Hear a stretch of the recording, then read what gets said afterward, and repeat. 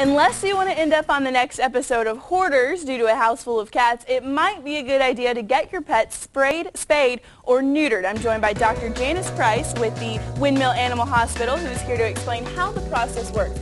Some people might think that, mainly guys, that this process is a little harsh, but that's not really the case. Now, dogs and cats don't have body consciousness.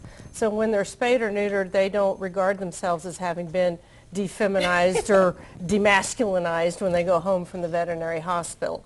But what spaying and neutering does, well, first of all, behaviorally, it'll help keep your dog and cat at home. Because if those hormones are running, they want to go out and party, right? Dog or cat style, and they can get into a lot of trouble. They can get hit by a car. Cats get into fights and can spread feline leukemia and feline AIDS. There's just a lot of things can happen when we don't spay and neuter our pets, that are just traumatic events that can happen.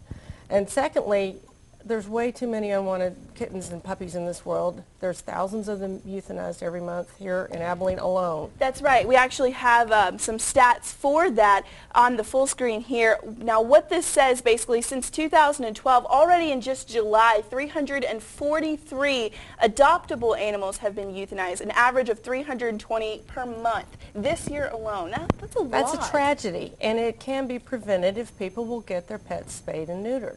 And it's equal opportunity. The boy dogs and boy kitties need to be neutered, as well as spaying the female dogs and female cats. Now, you mentioned behaviorally that this does change them. Does it help to calm them down? Let's say, for instance, you have a cat that really likes to scratch and just be a little rambunctious. Will it help calm them down personality-wise? Part of the calming down is simply tincture of time. Let the cat grow up and become an adult. But if a cat is not spayed or neutered, that cat wants to get outside, has the hormonal urges to get outside, and kind of acts a little crazy just because of hormones.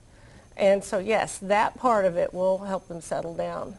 Now, what is the recovery time for this procedure? What's that process like? Well, if we spay and neuter before the dog or cat has reached puberty, it is much easier on the pet. It's similar to if a child has their tonsils out compared to an adult having their tonsils out.